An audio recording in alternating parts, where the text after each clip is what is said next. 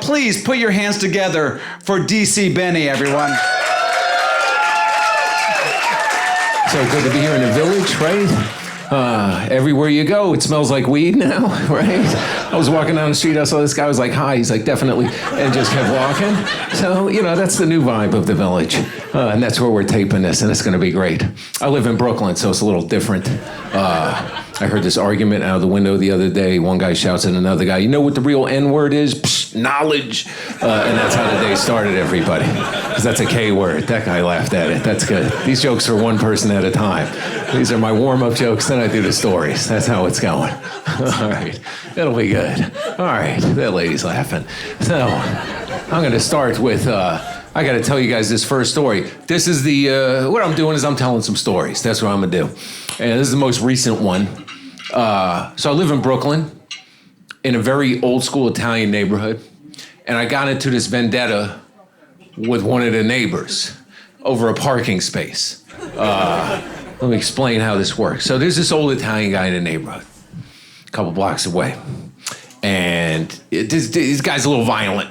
He's got the tomato plant in front of the house and he keeps a pipe in the plant.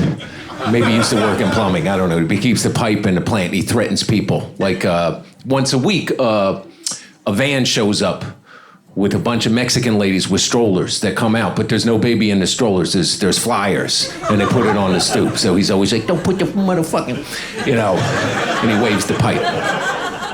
So here's the other thing about this guy. This is how this all started, because, it snowballs.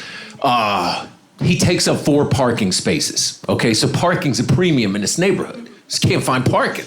This guy takes up 4 parking spaces. He's got 3 cars, then he puts the cones in between the cars, right? So it adds up to a whole other space.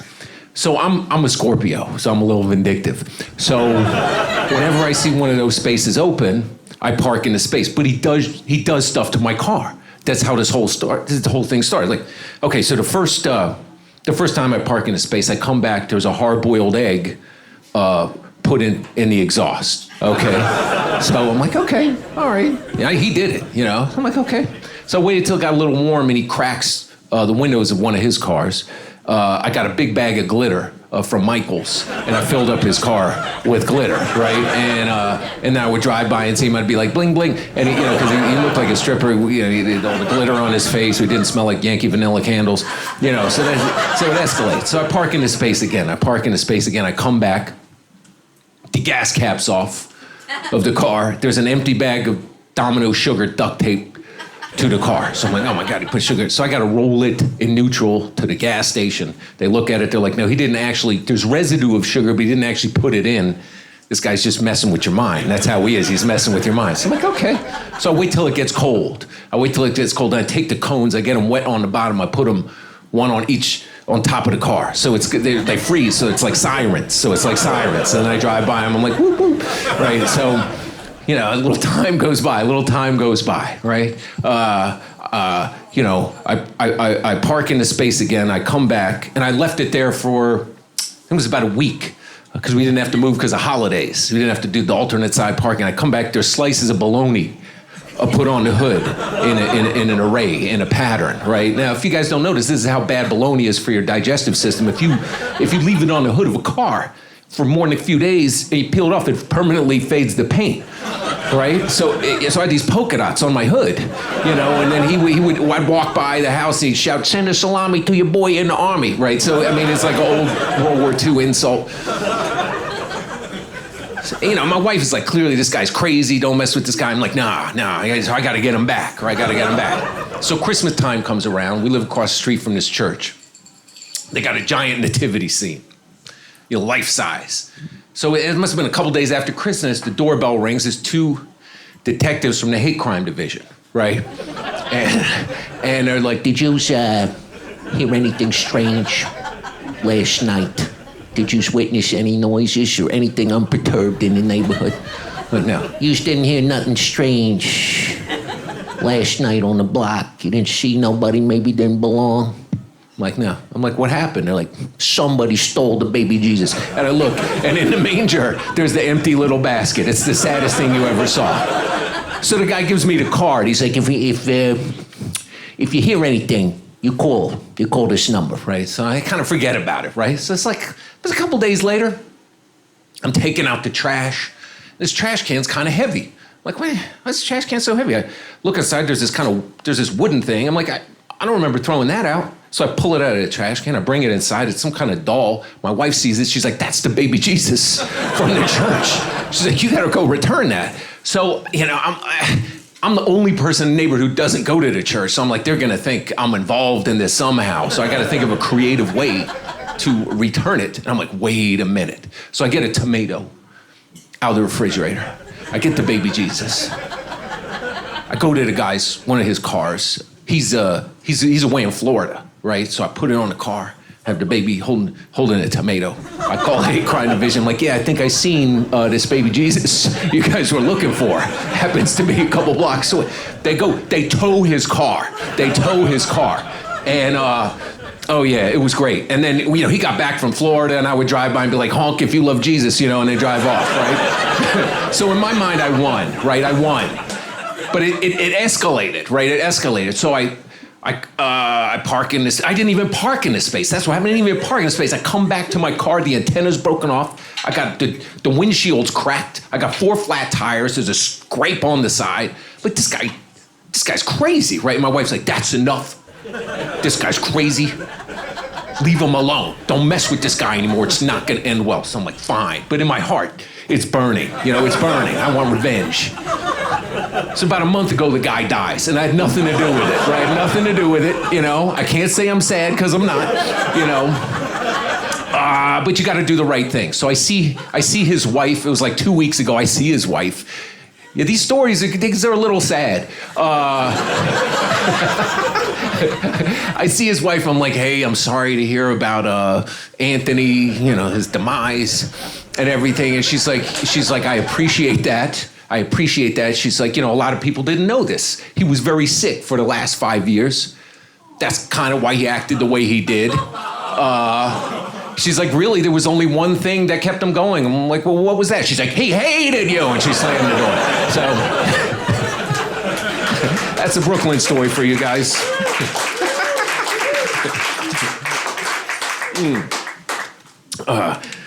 I did these commercials years ago where I had to play a clown for this network. We'll call it Laugh Central. And I don't know if you guys noticed, but comedians and clowns don't like each other. It's hard to explain. It's like East Coast, West Coast, Crips and Bloods. I can't really explain it, So it was kind of an ethical call. But I needed to work. It was 2 days shooting. It was going to be like 6 commercials. But I was kind of kicking myself. I'm like, gotta play clown or whatever. So I show up the first day, and it's a little embarrassing. You got to wear a full-out clown suit.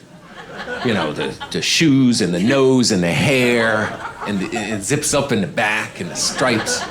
And the union guys on the set keep messing with me all day, like, hey, quit clowning around, bozo. And it's funny the first 30 times. And so we shoot the thing the first day. Then I come back the second day. We're shooting it.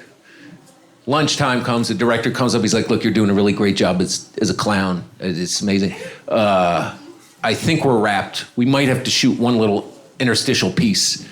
Why don't you take a 2-hour lunch break while we figure it out? Here's the thing. Makeup guy got sick. So just don't smudge the makeup. Keep the makeup on, keep the suit on. Don't mess anything up and we'll be fine. So my wife works in a mental hospital. And I thought it'd be really funny if I showed up dressed as a clown. Apparently only I think that's really funny, but I thought it was funny. So, you alleviate a little of the tension. So normally I have trouble catching a cab, not that day. It was like, it's New York, crazy place. We pull up to the hospital. I walk in, I see the security guard. He takes one look at me, he's like, checking in? I'm like, no, my wife works here, right? So he tells me the room, right? And she works with a lot of substance abusers and stuff like that. So, I hear the voice. I jump in the room like, boot, doot, doodle, doodle, doot, bomb. And she's in session with like 6 crackheads. One guy runs out, like, steals a VCR, squeeges a window against the wall. And she's like, no pussy for a month. Like, the whole thing backfired. Like, I thought it was going to be funny, but the whole thing backfired. So, I'm like, I have an hour and a half to kill. I'm gonna go eat a sandwich and just chill out and not get any more trouble, right? I'm not getting any more trouble. So I go to Washington Square Park, right? I mean, that's where I'm gonna sit. Washington Square Park, right over there in the village, not too far from us. What I forgot, it's a beautiful day, what I forgot is there are often street performers in the park. And that day, there was a mime in the park. And the mime had a crowd of people. And he was doing his stuff. And I'm like, I gotta go fuck with this mime, right? It's like, I'm a comedian, that is my job, right? So the mime was out there, he's doing his stuff, he's trapped in the box, I was trapped in the box, he's pulling the string, I'm pulling the string. This crowd's loving it, they're like, this fucking clown is hilarious. I'm like, boo, doo, doo, doo, doo. And the mime's getting pissed, but he's a mime, so he can't say shit. He's just sawing the wood angry, right? So I'm making money in the cup. I'm like, boo, doo, doo, doo, and after about 15 minutes, I made a little money. I'm like, this is kind of cool. I'm like,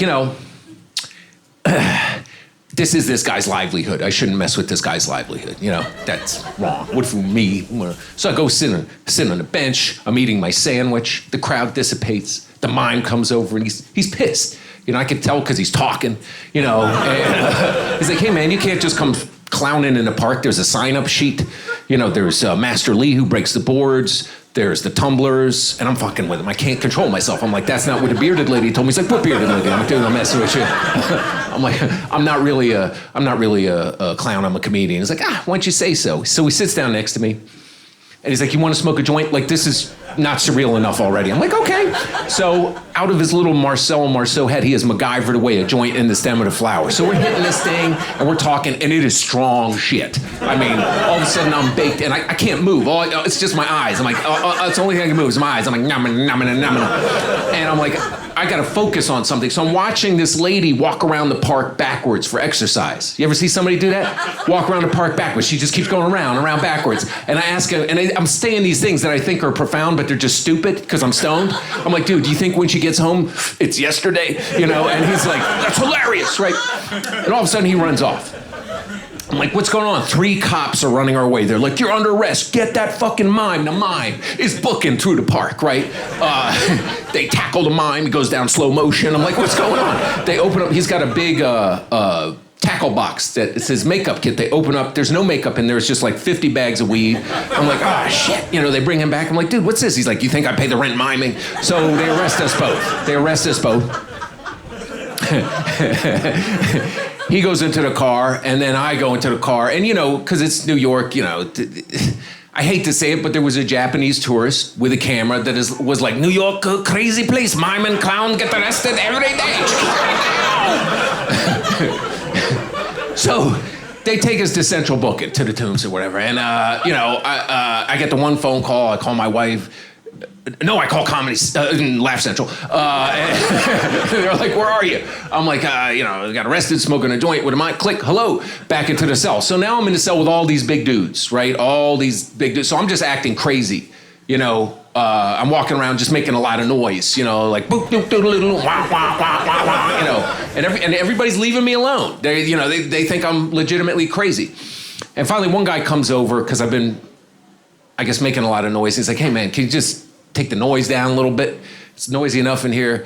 I'm like, yeah, I'm stressed out. I need to get a phone call, call my wife. He's like, you could just take my phone call. I'm like, great. And he's like, but there's a bartering system. I'm like, well, what does that entail? He's like, I don't know. You do birthdays? I'm like, yeah, because I thought it was ass fucking. I mean, I'll do a birthday, but ass fucking not so much. So, so I called the wife. She's like, where? I mean, no pussy for a month. Hangs up again. She got to bail me out. So now. This was a bad episode of my life, obviously. So now I'm like, all right, I'm just going to forget about it. The commercials air for a couple weeks, and then they yank them for some reason. I don't know. So I forget about it. Let it be, right? Let it be. Must have been about 7 years ago. I have a show in the Village. I park in Soho. I get here early from Brooklyn. I park in Soho. And I got some time to kill because I'm early. And there's this art gallery, and people are in there. And I'm like, I'm going to go in there and get some free booze and pretend I'm going to buy something. You ever do that? All right, pretend you're a customer, and they always know I'm pointing out shit. How much is that stunning red box, sir? That's the fire alarm. Yes, it speaks to me. And this place, it was a cool gallery, and they didn't have they had a sake bar, right? So, and everybody was Japanese in there except for me. So I'm walking through I'm 6'4". I'm walking through like fucking Godzilla, and I'm pounding this sake, right? And I start hanging out with these guys. And the way it goes is like everybody travels in a little group and looks at the various pieces of the exhibit. So, we look at there's a giant taxi cab, life-size, made of paper mache. Everybody's like, then we go to the next thing. We're pound sake and go to the next thing. And finally, at the end of it, we get to this back room and there's nothing in it, except I look at the wall and the whole wall is a photo. And the photo is of a guy getting arrested, getting stuffed in the back of a police car, and it is me from that day. I'm like, holy shit, right? And I'm standing there, I'm lit on the sake. I can't read, it says something Japanese underneath. I can't translate, it looks like a hashtag in a beach umbrella or something. So I asked the guy next to me, I'm like, can you translate what that means? He takes one look at it and he goes, tough town for a clown. And that became a postcard in New York City.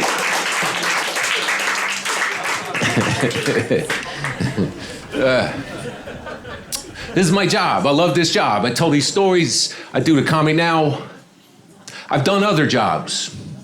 I used to sell real estate in Brooklyn while I was doing comedy. I went off the road for a while, and I had a day gig, and I would do comedy at night, And it was rough, because the thing about real estate, if you want to do well in it, you got to know people with property. I don't know anybody, So I would always get the shit that nobody else could sell.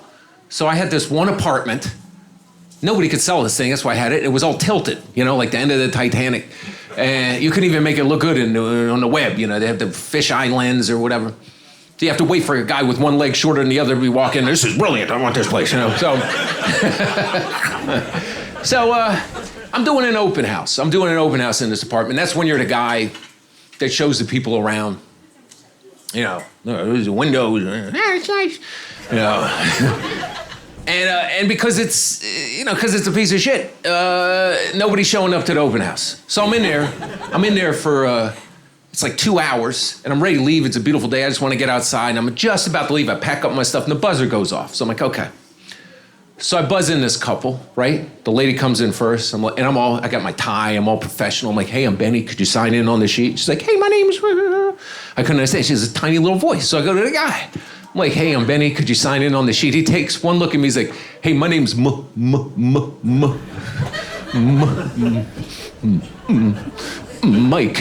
And that's the kind of shit I think is really funny. When somebody's got a messed up stutter. But it's wrong. You're not supposed to laugh at it, and it's wrong. And of course, and the guy kept asking me questions, and the stutter kept getting worse and worse. And I didn't want to laugh at him. He's like, what's the maintenance? I'm like, it's on the sheet. If you just look, I think it's 7. He's like, when was this place renovated? I'm like, recently.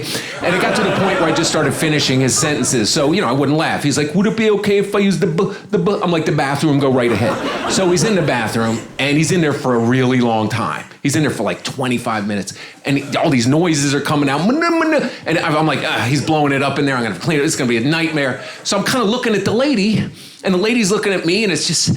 And finally, I'm like, is everything okay? And she's like, you look really familiar. I'm like, maybe you came to another open house or something. She's like, no, this is the first property we have viewed. I'm like, okay. And she goes, are you in the teaching profession? Because your voice sounds really familiar. I'm like, no. And so she goes, so we're thinking, I'm like, I do comedy. She's like, that's where I know you from. You made fun of my husband. The guy comes out of the bathroom. She's like, that's that man that made fun of you that night. He looks at me. He's like, mother. And now I remember the guy, right? And it was late at night, with the Comedy Cellar. And the crowd was heckling. And, so I'm shutting down this table. I just want to do my material. I finally get everybody quiet. And just as I'm going into a bit, I hear this noise in the back. I'm like, who's making noise now? And I hear this voice go, me. So I don't know this guy has an issue. I think he's just fucking with me. So I'm like, me. So I do like a half hour on this guy. And it's horrible. She's driving the little yellow bus like, ma. He's blowing somebody with a stutter like, ma. And this guy's getting pissed, He's like, I'll cut you. And the whole place is chanting, Mike. They know his name, right? So this is a guy I've traumatized. Now I'm stuck in the apartment with him. He's lecturing me about, you shouldn't make fun of people with disabilities. I'm like, dude, you shouldn't come to a comedy club at midnight and heckle with a stutter. That's not a good strategy. We're professionals equipped to deal with the situation, and we will address it. Finally, they left, but because it was me, I couldn't resist. I waited till they got outside, then I pushed the buzzer. I was like, bye, and I locked myself in for an extra half hour until it was safe.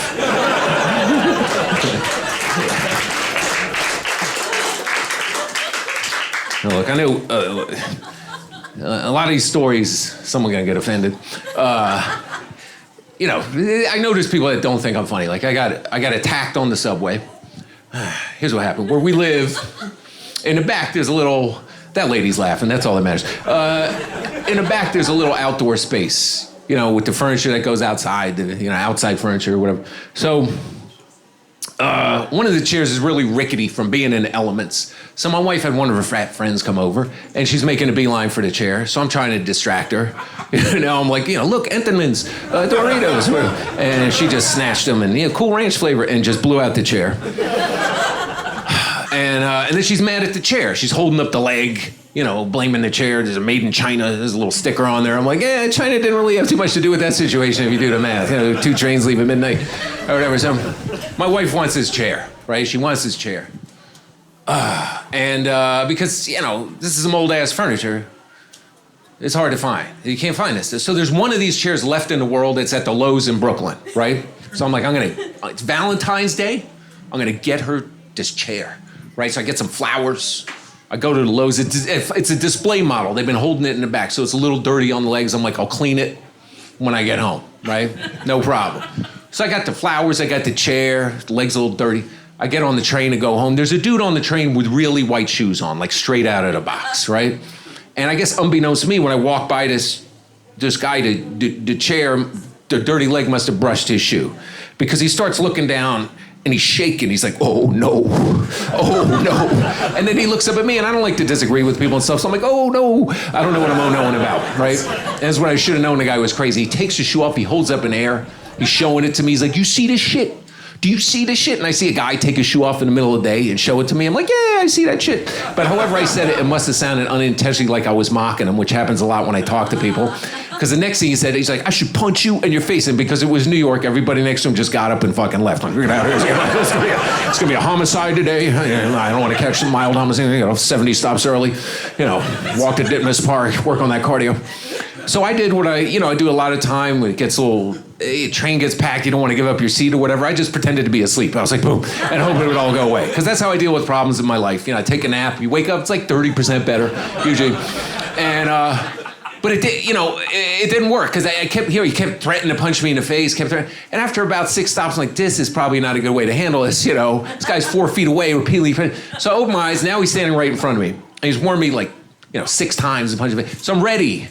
Something bad's gonna happen. So the fist comes, and I move out of the way, but the fist was not properly formed. There was a thumb sticking out with a long, dirty nail, which went into my eye, right? And I'm already a hypochondriac, so I'm like, I'm gonna get eye AIDS and die off this thing. I'm like, the T-cell count is dropping, I'm losing weight, And instinctively, I have the chair, right? I just swing the chair hits the guy goes down, the subway door's open. I'm like, I'm getting the fuck out of here. Someone's like, we should call the cops. I'm like, don't do that. I go to leave, I see the shoe, I take the fucking shoe, right? And I don't know why, but I told him, I'm taking your fucking shoe, man. So I'm walking through the subway. I got a bloody eye, I got flowers, I got a chair, I got a shoe. I look crazy. I look like one of those subway performers, sit in a chair. I smell the flowers, this shoe, stint in it. I get home, put a bottle of vodka in my eye. I go in the back. I put the chair with the table. I put the shoe on the table. I put a glass in the shoe. I put some water in the glass. I put the flowers in the water, right? I think it's pretty creative. My wife comes home. She takes one look at it. She's like, what the fuck is this? I'm like, we've been together a really long time, and we're still kicking it. And they should have went on Instagram, everybody.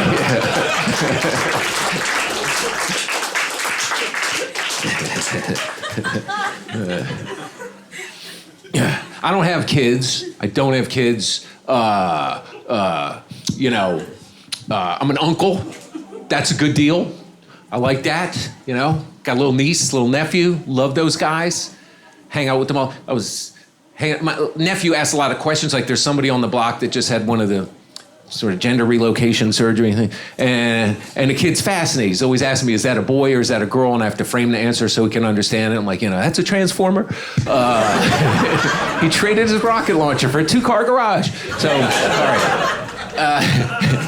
And the niece, I got her a gift. I had to get her a gift. I went to the store Urban Outfitters, right? And, that store will make you feel old walking. Everybody works there speaking entirely in adverbs, like, seriously, literally, really, seriously, literally, really, seriously, literally.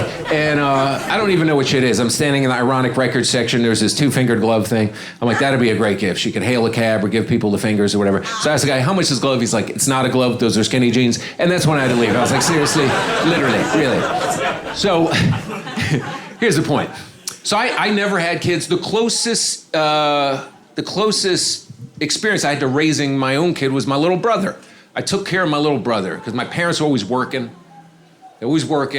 And so I would take care of him. And I was the only person to get him to stop crying when he started crying, because I would do this thing. He'd start crying, I'd make this noise. I'd go, bow, bow, bow, bow, bow, bow, bow, bow. And he loved it. He started laughing. My parents was like, do that goddamn noise. That was my job. Do the noise.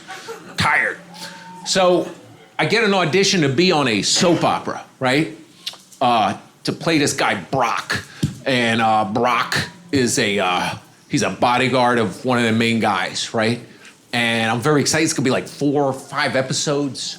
It says something in the character breakdown must be good with children or whatever. So I'm like, I don't pay any attention to that shit.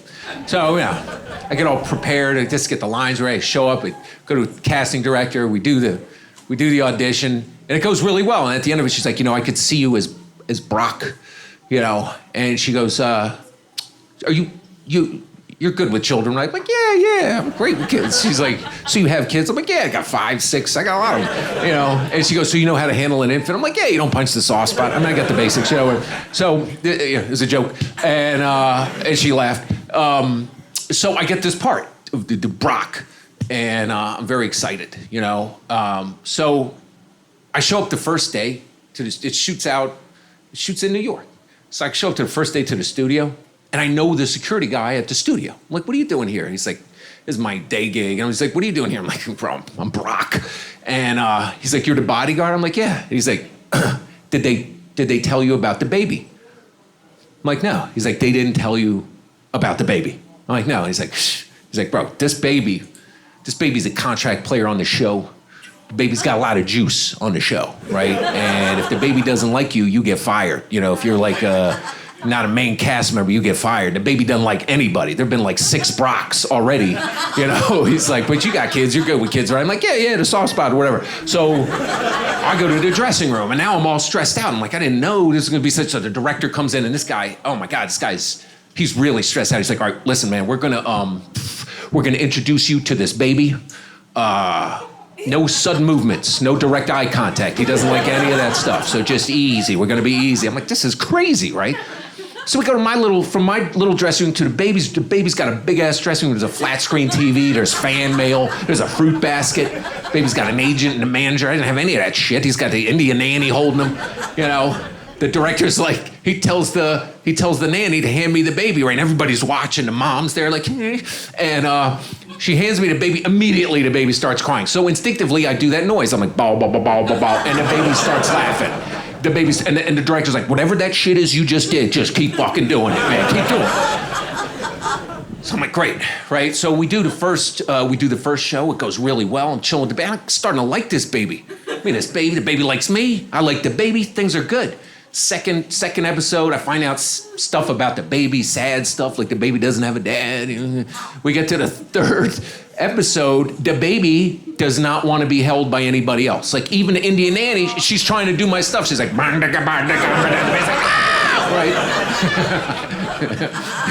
So it's good. So they keep adding episodes because they don't want to. I'm basically a glorified babysitter, but it's fine. So they keep adding episodes. They don't want to hire another guy. So it's like 4, 5, 6, 7, 8, 9, 10 episodes. So I'm having a blast and chilling with the baby. Everything's cool. I show up to the 10th episode. I see the security guy. I'm like, what's up, Pop? He's like, did you hear what happened? I'm like, no, what happened? He's like, the baby got fired. I'm like, what? I'm like, why did the baby get fired? He's like, hey, he's making demands. He wanted like a new Audi, a 35% pay raise. The baby got greedy. So I got a new baby. So I'm like, this is crazy. How do you fire a baby? That's showbiz. Like, that's some cold-blooded shit. So he hand me this new baby, but this baby's easy. The baby, he just laid there and blew spit bubbles. That was it. It was fine. So we do like 3 episodes with this baby. The director comes into the dressing room. He's like, listen, man, you're doing really good. I never see anything like it with these babies. It's fantastic. He's like, well, here's what we're thinking. We're thinking of doing a there's an older lady on this show that's been on since the beginning. We were thinking of doing, she's been complaining, she needs a new storyline. We're gonna do like a romantic storyline with you and the old lady. What do you think about that, right? And I'm like, that sounds good. I'm like, how old is this lady? She's like, bro, she's old. And I'm like, okay. And I'm like, oh, so it's funny. He's like, listen, you'd have to make out on camera and stuff. I'm like, okay, all right. So I'm like, okay, we're gonna give it a shot. So, it's acting, right? It's acting. So I get this. He's like, we're gonna introduce you to the lady. Now here's the thing. I told her about this. She's really not happy that you're not really an actor. You're a comedian. So we're going to have to suss this out a little bit. So he introduces me to the lady, and the lady just goes off. She's like, I've been on that show since 1922, and Gettysburg Address, and the invention of steel and wood. And she's like, you're not even an actor, you're a comedian. And she's like, I guess the joke's on me, and leaves the room, right? So the guy's like, don't worry about it. Just don't worry about it, man. Just show her you're a professional, man. Show her you're a professional. Prove her wrong. Learn the lines. Show up the next day. So I'm like, okay. So I go home, and it's a very technical scene. I got the baby. I'm doing stuff with the baby. Then I got to grab this old lady. And she doesn't want it, and I got to wrestle with her and make out with her, and we got to roll around on the floor. And it's like way out of my fucking comfort zone, So I'm practicing with a broom like the Sorcerer's Apprentice, and I'm getting all ready. So I show up the next day, right? And we're in the makeup chairs. The lady's right next to me, and the lady's going off again. I never. 1,000 years of being on this show. It's unbelievable. And I'm just ignoring it. I'm ignoring it. And she stops right in the middle of all this and goes to the makeup guy. She's like, could you do something about this? And on her lip is this giant herpy, right? This thing is like, oh my God. It's like a hermit crab with a yarmulke made of pepperoni, or a Triscuit that fucked a Frito is a little white button you can push and launch missiles against North Korea. I've never seen anything like it. I mean, it's like red, white, and blue. It's like a lip with a nipple, like a lipple. I've never seen anything. It's just, and it's looking at me like, Red Rum, come here, kid. We're gonna party, you and me. We're gonna party, kid. You got a pretty mouth. Come on, yeah. So, and the guy looks at it. He's like, I can disguise it so you don't see it on camera, but that's really time and zinc, So he's like, don't worry, you won't see it on camera, but I know it's there. So I'm like, okay. What am I gonna do? So I remember reading somewhere where people swim in the cold, like the Atlantic or something, they cover themselves with some kind of layer to insulate, like protect. So I get some Vaseline, right, and I smush it on my lips. But now I got these shiny lips. So I'm walking around set like, these shiny lips. The director comes in and he's like, what are you eating, fried chicken before the scene? This is really unprofessional. Get that shit off your lips. So now I got no protection. Right? So the scene starts, and I'm like, what am I gonna do? Right? And I see that thing looking at me like, hey kid, it's almost ready, it's time. So we did the scene, right? And I got the baby, and I put the baby down, and the lady comes in, and I gotta grab this lady, right? And so what I do is I'm kissing all around it, right? I'm just hitting like the outer regions, like kissing all around. It's coming at me, I'm bobbing and weaving, company, And it's like, come on, kid, come on. And it must not have looked good, because the director's like, cut, and he's like, this does not look real. Where's the chemistry? I'm like, chemistry, you better run out to that CVS, get some Abreva. I don't know if you saw that little raisin in the sun in the corner, theatrically speaking, that little, little personal pan pizza. So I get fired, and I'm kicking myself. I'm like, what could I have done? Could have put some duct tape or something. What could I have done? And then as it is in showbiz, life gets a little tough. There's no money. And I got some medical bills and stuff like that. And I guess it was a few months in, right in the middle of it, where I'm like, what am I going to do? I get a phone call, right? And it's another soap opera. And they're like, are you available tomorrow? I'm like, yeah. And I'm like, what is the part? Don't worry about it. Just, can you be on set tomorrow? I'm like, yeah. I'm like, I don't have to audition? No. Just show up. I'm like, why? Don't ask questions. Just show up. I'm like, okay, fine. So I show up again, shoots in New York. I show up, and it's like, I'm like, what's going on? And the first person I see on the set is the baby's mother, the original baby's mother. I'm like, what are you doing here? She's like, they hired the baby. They needed a guy. The baby put in a word. You're fucking in here, pal. I was like, yes. She's like, wait till he sees you. She brings the baby out. He takes one look at me. He's like, ba ba ba ba ba ba ba ba.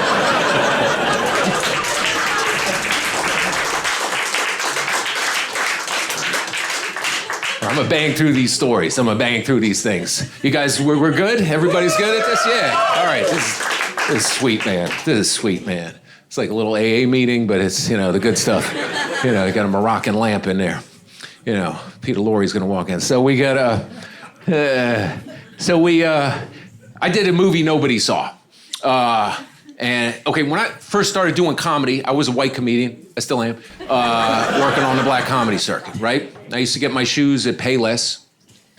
The Adidas, but they have that extra stripe. People call them doo-doos. And so my first paid gig was opening for this group, the Fugees, out in Newark, right? So I'm very excited. I clean my doo-doos with the toothbrush. You gotta look good, right? So I go out to this crowd, and nobody's told this crowd there's gonna be comedy. They're just there to see the Fugees, right? Nobody's told us. Everybody's Haitian. So this crowd hates me. I'm getting heckled with like the gentil pente eau de toilette. There's like a fucking voodoo doll of me getting passed around. Serpent in the rainbow dust getting blown. So I'm dying up there. It's excruciating. And finally, I hear some guy heckling me. I can't really see him. I just see he has a really big head, right? I see this really big head. So I start making fun of the head, and people are laughing. I'm like, look at that head. It probably takes you like an hour to change your mind. I had a lot of head jokes, right? So the dude comes out of the darkness, and I see he's a midget, right? And I know it's not the right word. Compact individual, younger, so like a kidget.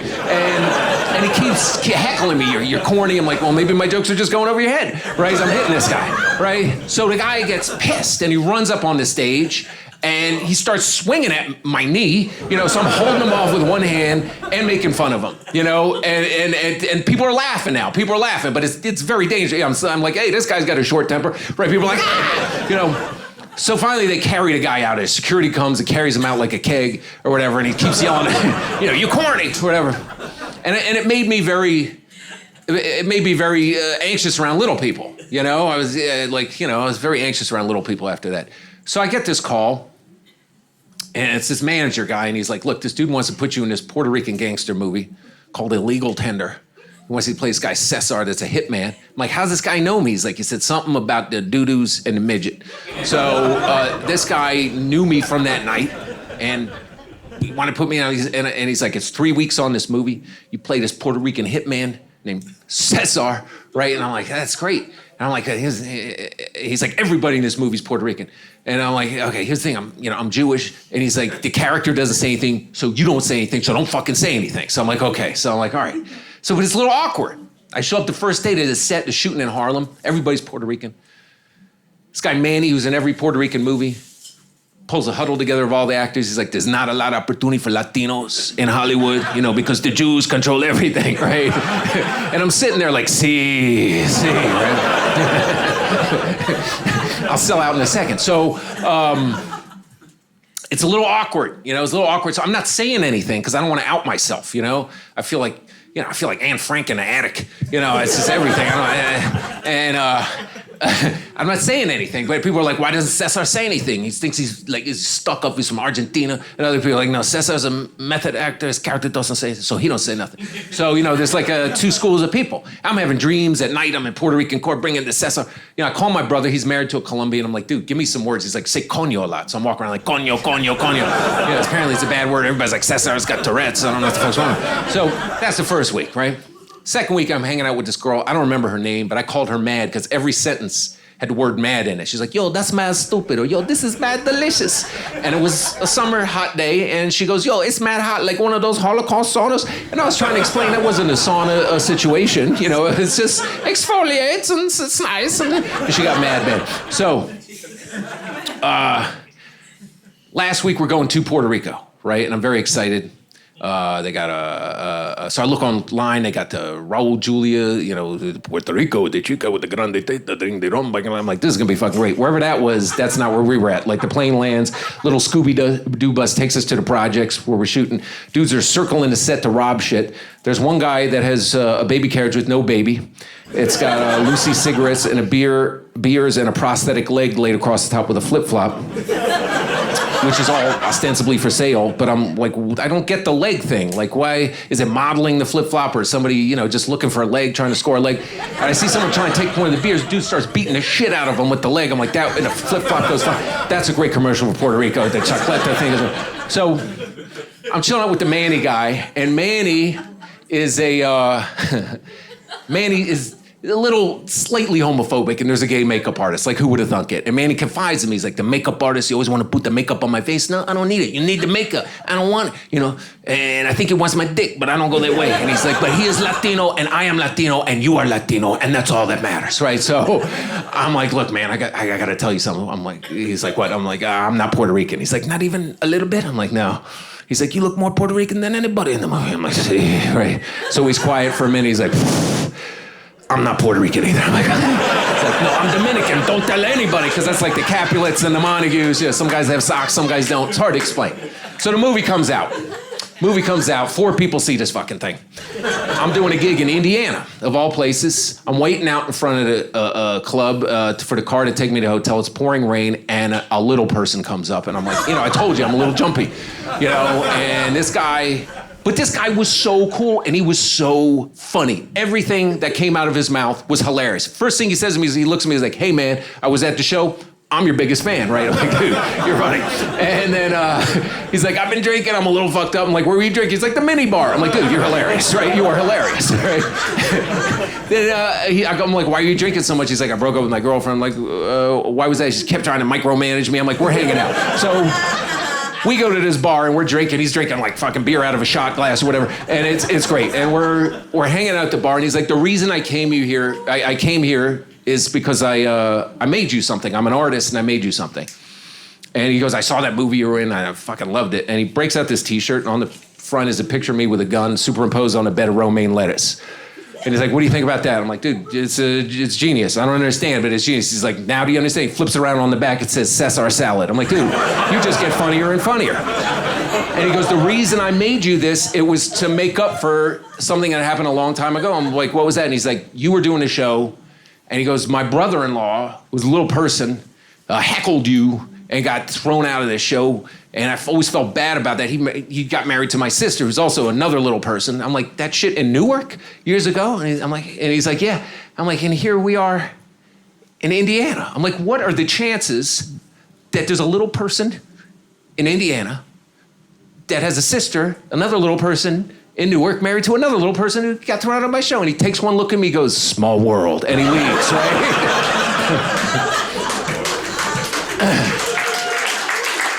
The worst gig I ever did was a cruise ship, and it was recently. It was awful. I've avoided cruise ships for a couple of reasons. I've been doing this 30 years, and I've avoided cruise ships because, here is a club, I can say what I want to say. On a cruise ship, if you offend anybody, they helicopter you to fuck up the ship. And my act is a very New York act. I'm a Jewish comedian married to a black woman with a PhD who looks like an Indian. We live in an Italian neighborhood in Brooklyn. Everybody thinks I'm Puerto Rican, except Puerto Ricans think I'm a cop. So someone's going to get offended, right? So I've avoided cruise ships, right?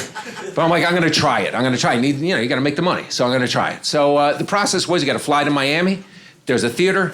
You audition in front of this crowd. The cruise ship directors are mixed in with the crowd.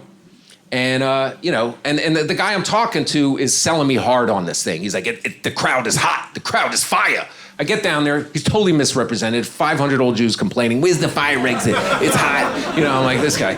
So, and I'm the only comedian on the showcase. It's myself, flamenco dancer, a boy band, a piano player, and then one of those Statue of Liberty people that just stands there and does the Statue of Liberty for 20 minutes, right? And this crowd is brutal, right? This crowd can't stand the performers. Like, one by one, they're heckling them. These guys are bombing one by one. The flamenco dancer goes out, somebody shouts, speak up, Statue of Liberty, do something. Everybody's bombing. Finally, the piano player goes out, sings songs in Yiddish, fucking annihilates. Like, just the whole place is like, yidle deedle diddle, yidle deedle diddle.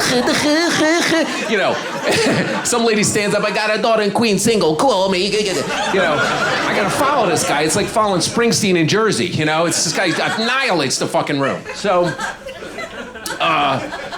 the cruise guy comes up to me and he's like, do you have any material about being Jewish? Because that's all they respond to. I'm like, I got this one joke I do in the clubs. He's like, what's that? And I'm like, yeah, I'm Jewish. I got a German Shepherd. That's a bad combination because he's always looking at me like he's thinking about the good old days. You know, he doesn't bark. He just stands by the door and people walk by. Your papers. Show me your papers. We never got him fixed, so he humps everything in the house, including my wife's leg. Always looks at me while he's doing it. Like, there's nothing you can do about it. Yeah, there is your Messiah now. You know, to me, a very funny joke. And the guy's like, no. He's like, there's survivors in the audience. So I'm like, all right, maybe not tonight. Lady. So I don't do that joke. Thank God, lady, right? I don't do that joke. I made a strategic decision not to.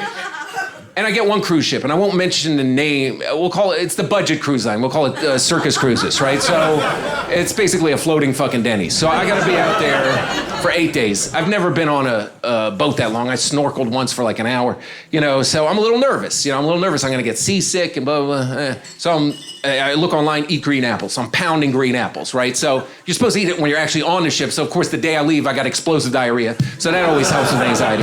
So land in the George Bush Airport in Texas. I don't know if you guys ever been there, but there's a giant statue of George Bush running. I'm not getting political. I lean a little to the left, but that's scoliosis. And so it's all people from Texas going on this ship, right? And large people on the scooters. Goddamn, Barney in there. Where's the buffet, Barney in there? Everybody got a sweatsuit, never did a sit up, So the thing that distinguishes Circus Cruise from any other cruise ship is every other cruise ship, the passengers have their own cabin.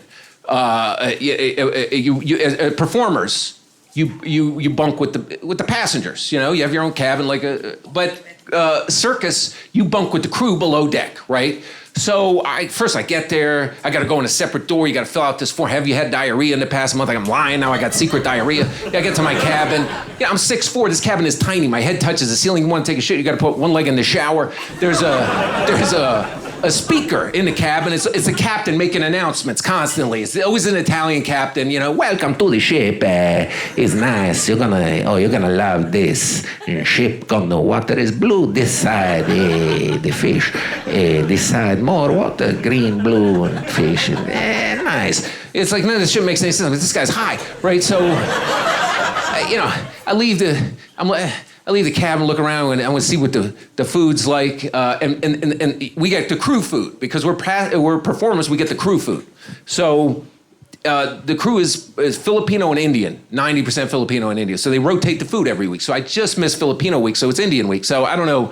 If you have a secret diarrhea, that's like a dicey thing to have, So I'm trying to find something safe to eat, and the chef hates me. I'm asking him stuff. I'm like, what is this naan? Naan is like a bread, but not. It's not. Is it spicy? Is it mild? It could be spice, could be mild. Depends. It's naan. You never have naan. I'm like, why do they call it naan? Because he wait too long, naan left. My God, so this guy irritated. So I see the piano player that I did the showcase with, right? And this guy's losing his mind, man. He's just like, hey, I'm on the ship, and they put a ping pong table by the piano, and every time I want to play piano, people playing ping pong, I can't take it as an artist. And I'm like, dude, you got to get the fuck away from me. I got to do my shit. We'll catch breakfast. That's my thing. Well, he's giving me bad juju. We'll catch breakfast. So.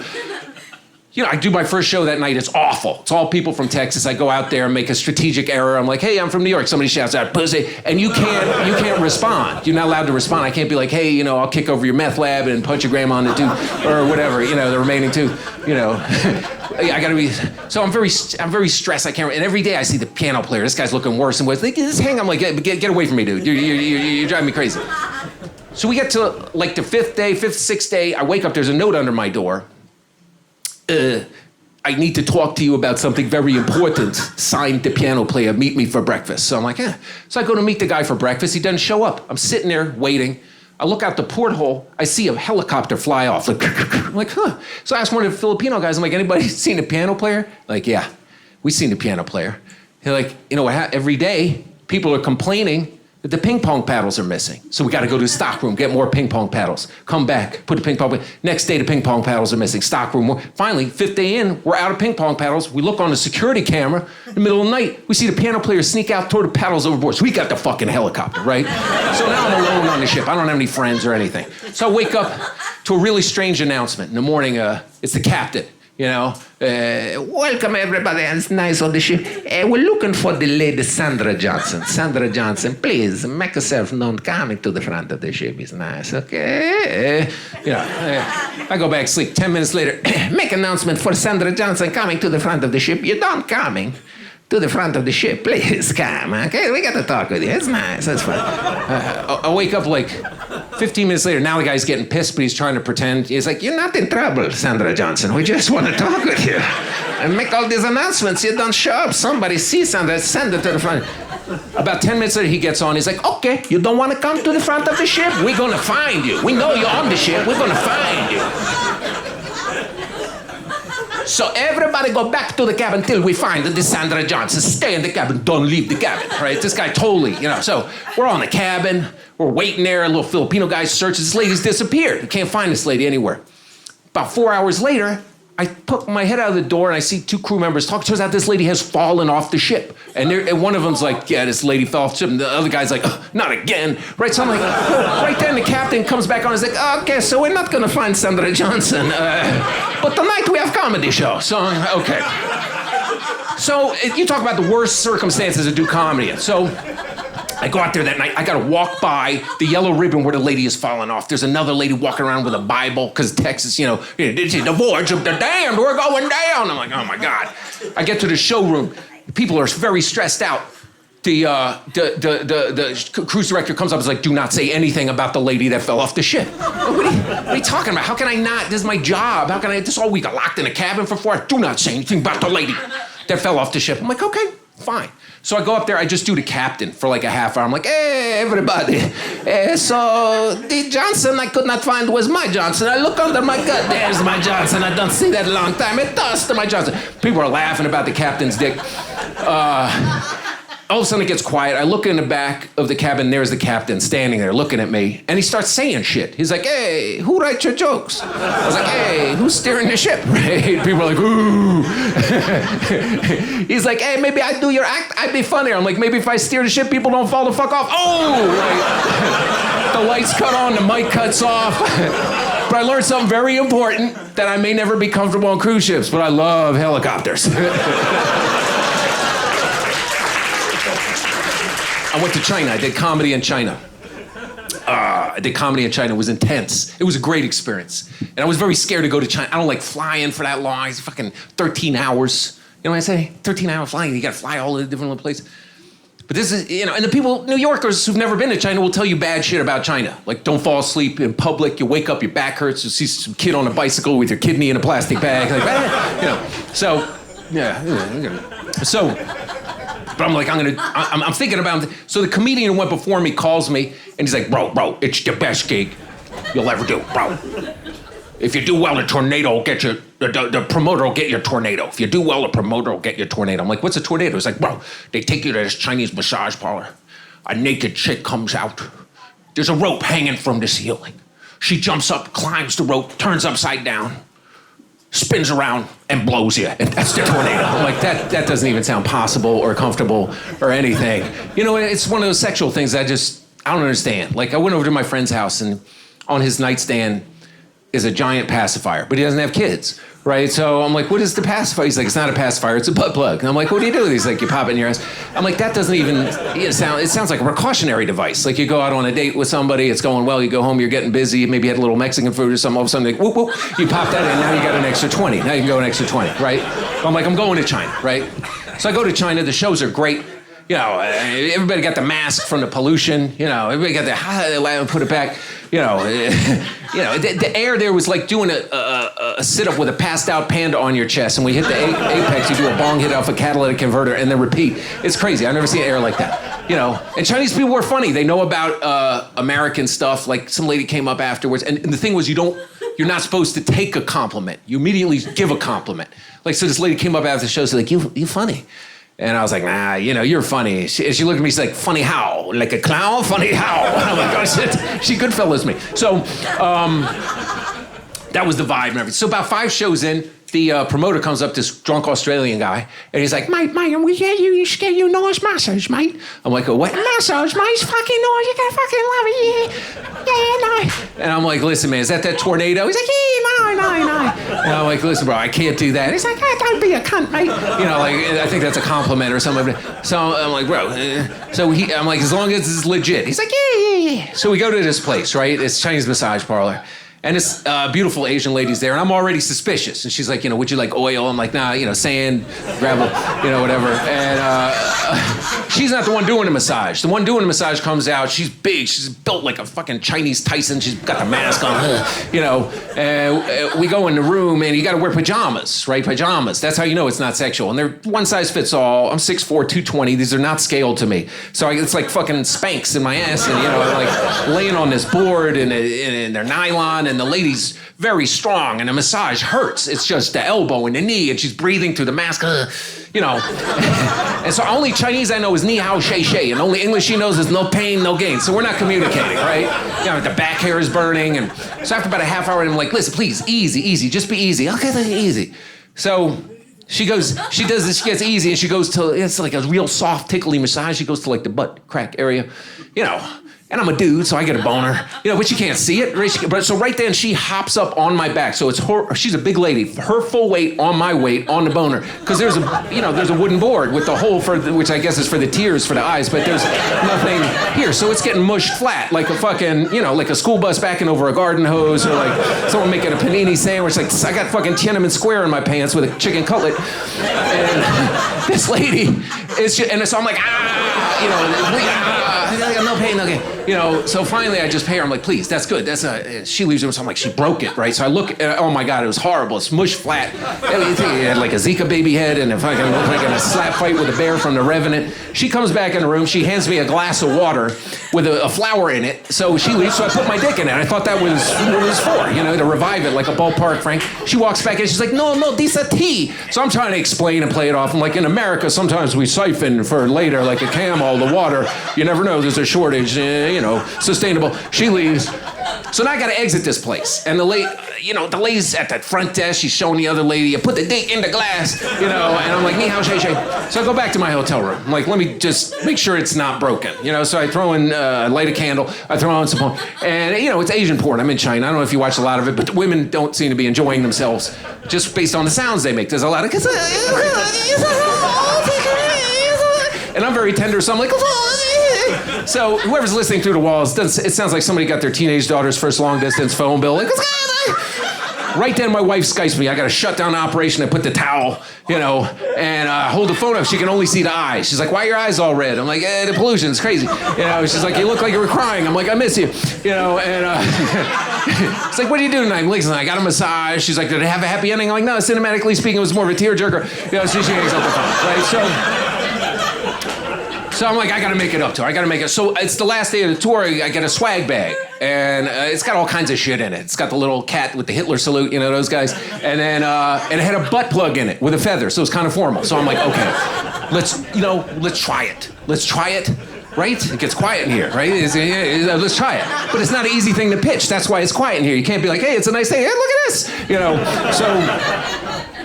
We have a couple glasses of wine when I get back and I pitch to her. I'm like, how about this butt plug? She's like, fuck no, I'm not doing that. I'm like, why not? She's like, it's made in China. What if the part breaks off at the end and it goes up in me? What are we going to do? Like, what am I going to say? I was fucking, got a little heated in the dreidel game or something. And she's like, oh, I got to go to the emergency room. I'm like, it will never make it to the emergency room. We'll never make it to I'm your husband. I'll take care of you. Yeah, I'll make a call. We've got a friend who's got tiny hands who can keep a secret. You get the jar of peanut butter, the dog. We'll figure it out.